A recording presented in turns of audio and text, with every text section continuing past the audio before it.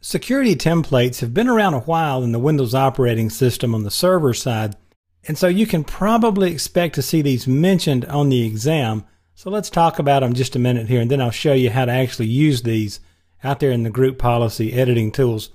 Now, security templates are used with security settings. Now, you can say, well, Mark, that makes sense, but what exactly does that mean? What and where are security settings? Well, we're still in group policy world here, okay? Within each local computer policy and within each group policy object in the computer configuration node, there's a section named security settings.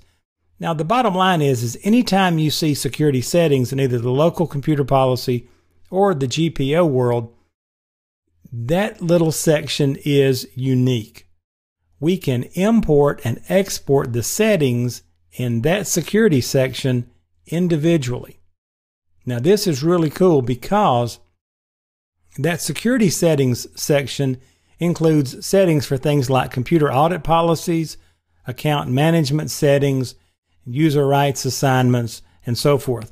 Now, these settings can be exported from that particular computer and then imported between computers or between group policy objects using tools like the Group Policy Object Editor, which is what I'm going to show you in just a second here, the Local Security Policy Editor, or the Security Configuration and Analysis MMC Snap-in.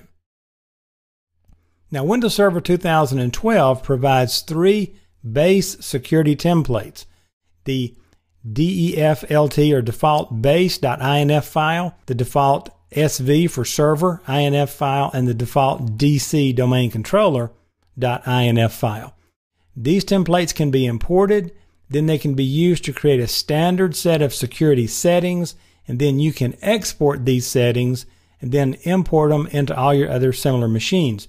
Now, this is huge for security because one of the challenges in security is to make sure, for example, that all of your domain controllers are using the same security settings. That's one of the first things you'll do when you begin to analyze a domain for security holes, is to make sure that everybody is set up the same way, and if they're not, why are they not set up that way, and is it actually adding to security or is it something we've missed?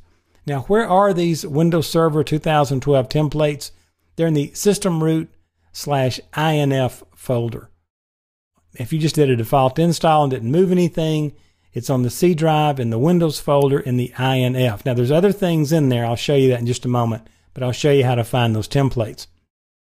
Now, let me give you a real-world alert here.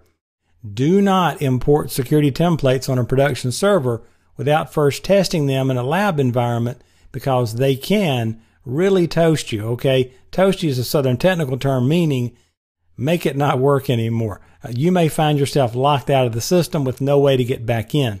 So let's go out there and do a little demo now. What I'm going to do is just jump out to the Group Policy Management console, and I'm going to show you how you would import or export. Now, on this VTC class demo GPO that I created earlier, I'm going to right click and I'll edit that. And you will notice, well, first of all, let me make this full screen for you. Under the computer configuration section, I'll expand policies and there's Windows settings. I'll click on that. And right in there, you will see there is security settings. Now, if I right click on that, notice I can import a policy or export. Now, I have to have proper permissions and all sorts of things to be able to export. And in some of the other tools, it's easier to do this. As a matter of fact, even in Microsoft's documentation, they tell you that domain admins in the Group Policy Management Editor may be able to export. Okay, so they're not really sure. But on import, if I wanted to import a security policy here or a security template, I would click on Import Policy, and notice it doesn't see it where it is. Well, I will go out to the C drive into Windows, and I'll come down to the INF folder. Then I'll have to come down and look for those DEF files. And so we'll come down here, and there is the default base, the default DC, and the default server. And I would just open that and it would import it. Now later, I could export this, right? And then save it out there. then import it into other machines, and it gives me a security base. Now, in security settings, notice if I double click that, there's all kind of things I can set: account policies, local policies, event logs. It just kind of goes on and on. I can set things on registry if I have them out there.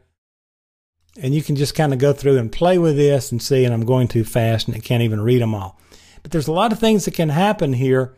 But this idea of importing and exporting these security templates offers a lot of power and stability for your network from a security standpoint.